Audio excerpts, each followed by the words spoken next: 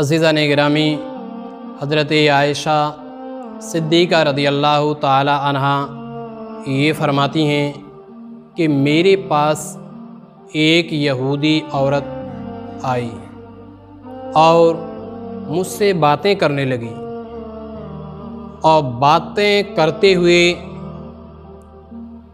कब्र का तज़किरा आया।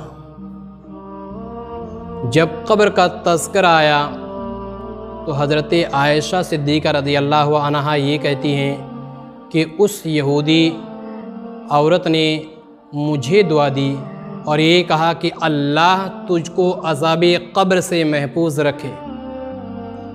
ये दुआ देने के बाद कुछ बातें हुई, उसके बाद वो यहूदिया औरत चली जाती है। थोड़ी देर के बाद मुस्तफ़ा करीम सल्लल्लाहु अलैहि वसल्लम तशरीफ़ ले आते हैं। जब मुस्तफ़ा करीम सल्लल्लाहु अलैहि वसल्लम तशरीफ़ ले आए तो हज़रत आयशा सिद्दीक़ा रज़ियल्लाहु अन्हा ये अर्ज़ करती हैं, या रसूलल्लाह सल्लल्लाहु अलैहि वसल्लम, मेरे पास अभी एक यहूदी औरत आई थी और उसने ये कहा है कि कब्र का अज़ाब होता है, कब्र में अज़ाब होता है। या रसूलल्लाह सल्लल्लाहु अलैहि वसल्लम, क्या यह सच है? मुस्तफ़ा करीम सल्लल्लाहु अलैहि वसल्लम फरमाते हैं, ऐ आयशा, कब्र का अज़ाब बरहक है, यकीनन कब्र का अज़ाब होता है, कब्र में अज़ाब होता है।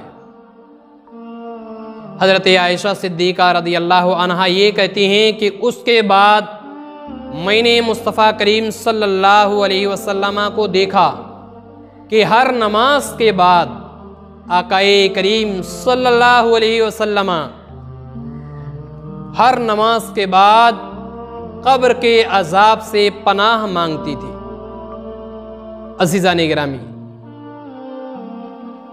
ये उम्मत के लिए एक तालीम है जो मुस्तफ़ा करीम सल्लल्लाहु अलैहि वसल्लम हर नमाज के बाद करते थे, ताकि उम्मत आकाए करीम सल्लल्लाहु अलैहि वसल्लम के पैगाम पर अमल करे और हर नमाज के बाद अज़ाब क़ब्र से पनाह मांगे।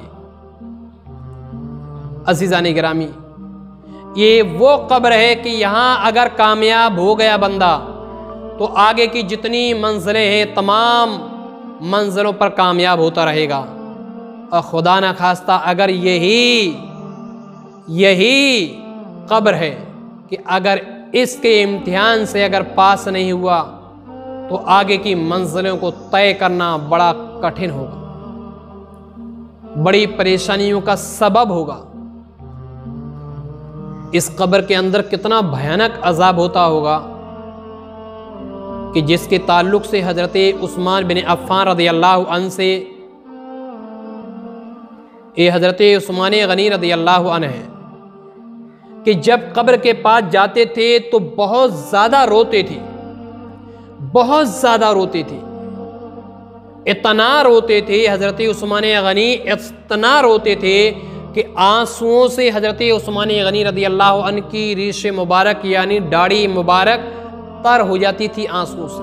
जब किसी कब्र के पास तशरीफ़ ले जाती थी, कब्रिस्तान तशरीफ़ ले जाते थे, तो इस कदर रोते थे कि आपके आंसुओं से आपकी दाढ़ी मुबारक तर हो जाती थी। किसी ने पूछा हजरत उस्मान गनी रज़ियल्लाहु अन्हु से कि हुजूर आप ये बताएं कि जब जहन्नम और जन्नत का तज़किरा होता है तब आप इतना नहीं रोते, लेकिन जब अज़ाबे क़ब्र का जिक्र होता है, जब कब्र का जिक्र होता है तो आप इस कदर रोते हैं, आप इस कदर रोते हैं कि आपकी आंखों से आंसू जारी हो जाते हैं और इस कदर आंसू आपके निकलते हैं कि आपकी रीश मुबारक, आपकी दाढ़ी मुबारक तर हो जाती है आंसुओं से।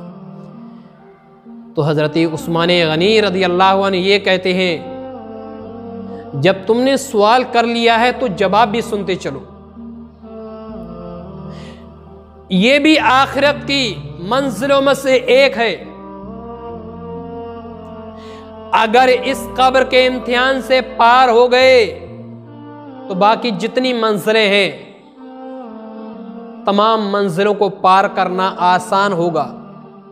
और खुदा ना खास्ता अगर ये मंजिल पास ना हुई, कब्र के इम्तिहान से अगर पास नहीं हुए तो आगे की मंजिलों को पास करना बड़ा मुश्किल होगा। रब की बारगाह में तो बस यही दुआ है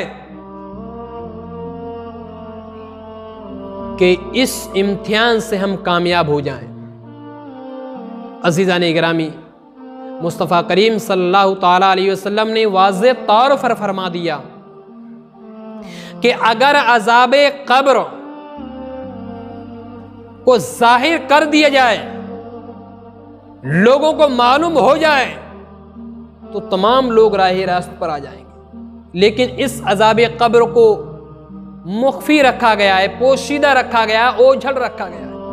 मुस्तफ़ा करीम सल्लल्लाहु अलैहि वसल्लम फरमाते हैं अज़ाबे कब्र को इंसान और जिन्नात के अलावा तमाम मखलूक़ात जानती है, वो देखती है कि कितना भयानक अज़ाब होता है। अगर लोगों को मालूम हो जाए कितना भयानक अज़ाब होता है तो लोग राह रास्त पर आ जाएंगे। लेकिन फिर ये इम्तिहान कैसा, फिर ये इम्तिहान ही कैसा? ये तो इम्तिहान लेना मकसूद है, क्योंकि ये दुनिया जो है ये दारुल अमल है, दारुल जज़ा नहीं है।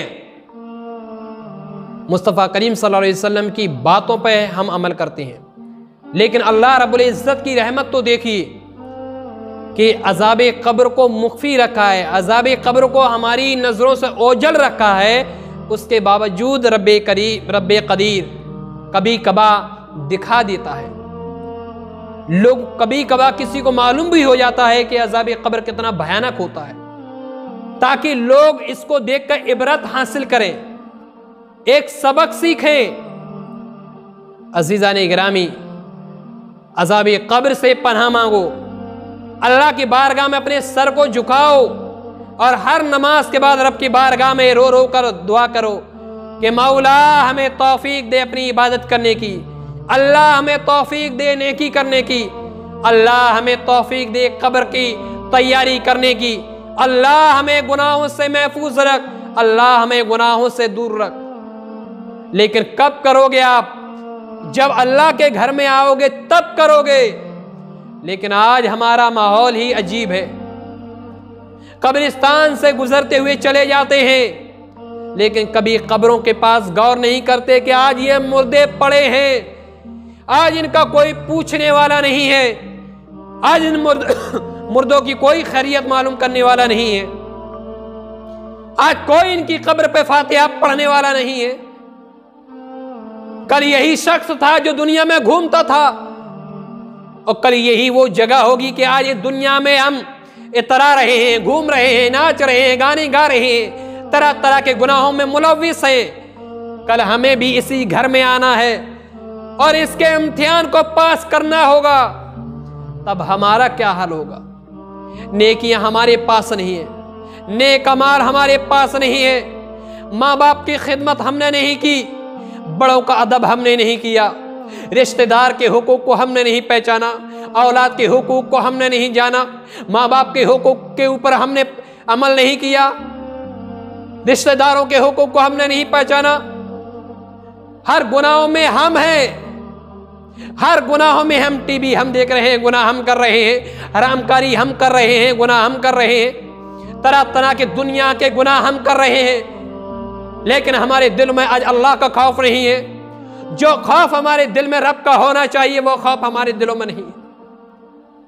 अफसोस होता है उम्मत मुस्लिमीन के अमल को देखकर, अफसोस होता है उम्मत मुस्लिमीन के कारनामों को देखकर। हम सबको अल्लाह की इबादत, उसकी रियाजत करना चाहिए।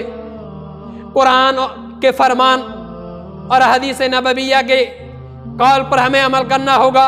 अल्लाह ने जो फरमाया है उस पर अमल करने की कोशिश करें। मुस्तफ़ा करीम ने जो हमें बताया है उस पर अमल करने की कोशिश करें।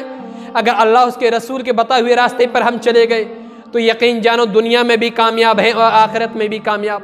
और अगर इनकी ना फरमाने की तो समझ लो दुनिया भी हमारी बर्बाद है और आखिरत भी बर्बाद है। मेरे दोस्तों, नमाजों की पाबंदी करें। अल्लाह की बारगाह में दुआ है कि इन बातों पे हमें अमल करने की तौफीक अता फरमाए।